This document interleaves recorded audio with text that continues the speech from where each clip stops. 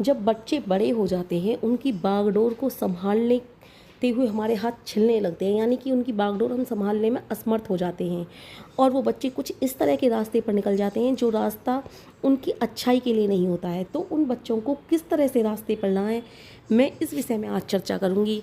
बच्चों को कुमार्ग से सुमार्ग की तरफ हम किस तरह से लेकर के आएँ, मैं आज इस विषय पर चर्चा करूंगी। बच्चों के साथ हम फिल्म थिएटर वगैरह तो चले जाते हैं, लेकिन बच्चों के लिए बड़े बच्चों की बात कर रही हूँ। छोटे बच्चों को तो हैंडल करना बहुत ज़्यादा आसान हो जाता है, लेकिन उन्हें सत्संग प्रवचन की परिभाषा हम उन्हें समझा ही नहीं पाते। आजकल बच्चों में इस तरह की आस्था नहीं रही कि बच्चे किसी मंत्र जप के प्रति आस्था रखें। आजकल बच्चों में ना ही किसी प्रकार के इस प्रकार के संस्कार हैं। मैं सभी बच्चों की बात नहीं कर रही, लेकिन बहुत से बच्चे इस तरह के मार्ग पर निकल पड़ते हैं जिनको उस मार्ग की तरफ पता ही नहीं कि ये मार्ग हमें कहाँ और किधर ले जाएगा। बस दूसरों के साथ जैसा देखा वैसा व्यवहार करा। घर में तो शायद उन्हें अच्छे संस्कार मिलते हैं, लेकिन जब वो बाहर निकलते हैं, जो अपना सामाजिक दायरा बनाते हैं, जिस सामाजिक दायरे के अंदर वो अपनी उठक बैठक बनाते हैं, शायद वो उनकी अच्छी नहीं होती। और वो क्यों अच्छी नहीं होती? क्योंकि उनके जो अंदर के विचार हैं ना, वो अच्छे नहीं होते।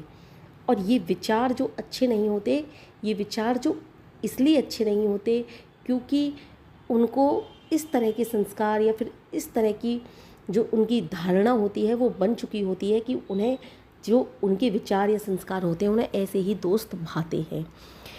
तो और आपने देखा होगा कि जैसे संस्कार हमारे अंदर होंगे, जैसे विचार हमारे अंदर होंगे, हम वैसे ही व्यक्ति को, सामने वाले को, विचारों को, संस्कारों को पसंद करते हैं और ऐसे ही व्यक्तियों के साथ उठक बैठक बनाते हैं और ऐसे ही व्यक्तियों को अपना, जो कहते हैं फ्रेंड, दोस्त वगैरह जो भी कहते हैं, वो बना लेते हैं। तो इस तरह के जो भावनाएं होती हैं उनको कैसे सुधारा जाए, आज इसी विषय में बात करते हैं। तो इस तरह की भावनाएं या विचार तभी सुधर पाते हैं जब हम अपने बच्चों को प्रेरित करते हैं ईश्वर के प्रति। बच्चों से कहते हैं ईश्वर के प्रति प्रेरित हो, ईश्वर के प्रति आस्था रखो। कोई भी मंत्र जप करो या फिर उनको थोड़ा बहुत भक्ति भाव की भावनाएं हमें जगानी पड़ती हैं उनके हृदय में। जब बच्चे बड़े हो जाते हैं और किसी गलत राह पे चलने लगते हैं तो हमें उनको वापस लाना बहुत ज़्यादा मुश्किल हो जाता है, क्योंकि वो फिर पक्के घड़े के समान हो जाते हैं। जैसे घड़ा पक्का होता है, उसका फिर कुछ भी नहीं हो सकता, जैसा वो बन गया वैसा ही होता है और उसी स्थिति में फिर फूटता भी है वो। इसलिए बच्चों को जब वो परिपक्व हो जाते हैं, पक्के घड़े बन जाते हैं, तो उस स्थिति में फिर से लाना मुश्किल होता है कि इसके व्यवहार को, आचार को, विचार को सुधारा जा सके। इसलिए जब आपके बच्चे छोटे हों तभी से आप अपने बच्चों में संस्कार डालने शुरू कर दीजिए। और तो और हमारे यहाँ तो हमारे ऋषि मुनियों ने, महर्षियों ने यह भी कहा है कि जब बच्चा माँ की गर्भ में हो तभी उसके अंदर संस्कार डालने शुरू कर देने चाहिए। जब बच्चा माँ की गर्भ में हो, उसे माँ के लिए नित्य प्रति गायत्री मंत्र के जाप, अच्छी पुस्तकें, महापुरुषों के, जो हमारे महापुरुष हुए हैं उनके जीवन चरित्र वगैरह पढ़ने चाहिए, जिससे बच्चे में अच्छे संस्कार के बीज बोए जा सकें। जब बच्चा थोड़ा सा भी बड़ा हो जाए, बोलना ही सीखे, उसे अच्छी बातों का ज्ञान होना चाहिए। ओम के जाप शुरू करवा देने चाहिए, गायत्री मंत्र के जप शुरू करवा देने चाहिए। मुझे याद है, अभी भी मुझे होश भी नहीं कब से हमें पापा जी ने, हमारे ने गायत्री मंत्र के जाप शुरू करवा दिए थे, कब से हमें गायत्री मंत्र सिखा दिया था हमें। मुझे अपने से तो याद नहीं, हाँ अपने भाई से ज़रूर याद है कि मेरे भाई पे शुद्ध रूप से बोलना भी नहीं आता था, तभी उसे गायत्री मंत्र का जाप सिखा दिया था पापा जी ने। गायत्री मंत्र उससे बड़े बड़े लोग आते थे, वो सुनते थे, जैसे छोटे बच्चों से सुनते हैं ना कि इस पर वो आता है सुना के देखा, तो वो उससे सुनते थे कि भाई हमने तो सुना, तुझ पे गायत्री मंत्र आता है, सुना के देखा, तो वो सुनाता था। तो मैं इसी बात को कहना चाहती हूँ कि यदि हम गायत्री मंत्र का जाप अपने बच्चों में शुरू से ही डालें तो हमें आशा ही नहीं, पूर्ण विश्वास रखना चाहिए कि कभी हमारे बच्चे किसी भी कुमार्ग की तरफ नहीं जाएंगे।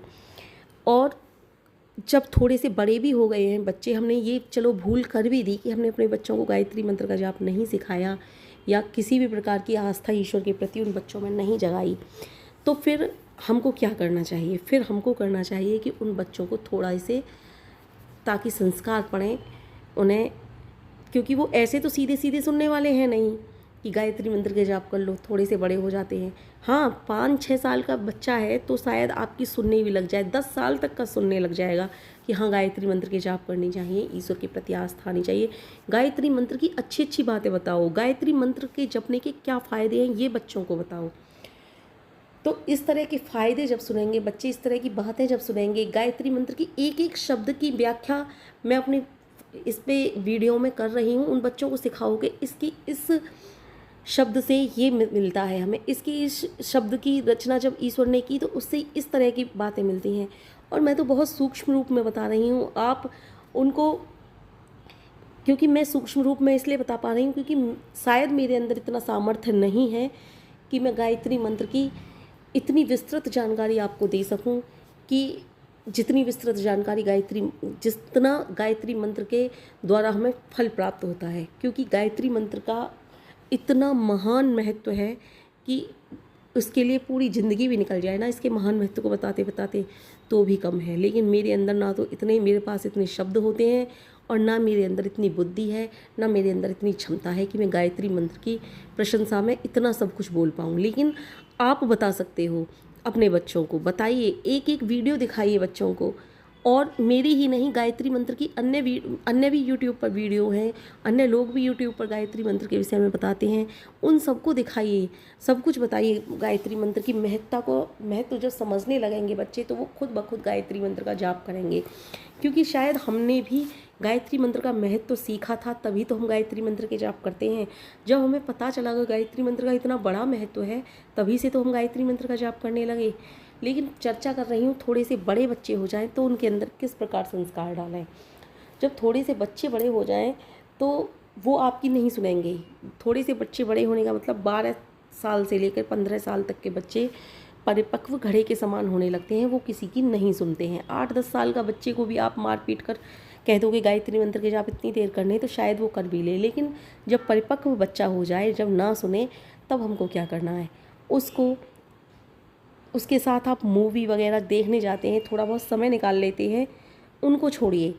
आप थोड़ा सा समय बच्चे के लिए सत्संग के लिए निकालिए।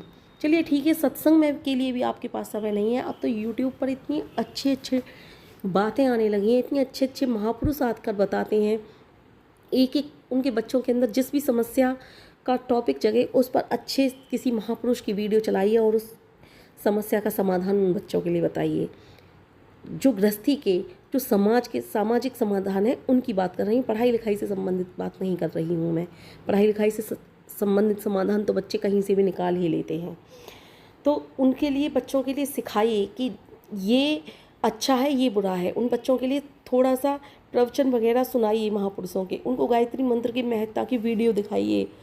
अगर उनसे कोई गलती हो गई है तो उनको डांटने की बजाय उनको समझाइए कि इंसान से ही गलती होती है, अब इस गलती का सुधार इस तरह से है। गायत्री मंत्र के अभी मैंने पाप नाशक पर वीडियो नहीं बनाई है, बनाने जा रही हूँ, तो जब आप देख लेना तो पाप किस तरह से गायत्री मंत्र के जाप करने से जलते हैं ये सब उनको बताइए। इतना तो मैं गायत्री मंत्र की कई सारी वीडियो में बता चुकी हूँ कि गायत्री मंत्र के जाप द्वारा पाप इस तरह से जलते हैं जैसे हवन कुंड में सामग्री जलती है, जैसे अग्नि के समीप आकर कागज़ जल जाता है ना, इसी तरह से हमारे पाप गायत्री मंत्र का जाप करने से धूं धूं करके जलने लगते हैं। तो अपने बच्चों को सिखाइए, जब बड़े हो जाएं थोड़े से तो उनको प्रवचन वगैरह शायद वो इस तरह की वीडियो देखने से, इस तरह के प्रवचन सुनने से, सत्संग में जाने से अपनी मानसिकता चेंज कर सकें और अपने द्वारा किए हुए पापों का पश्चाताप करें, क्योंकि पश्चाताप करने से भी पाप जल जाया करते हैं और वो अच्छे चलने के लिए बाध्य हो जाएंगे। बाध्य नहीं होंगे, अपनी मर्जी से चलेंगे और गायत्री मंत्र के जाप नित्य प्रति करेंगे जब उन्हें गायत्री मंत्र के जाप की महत्ता पता पड़ेगी।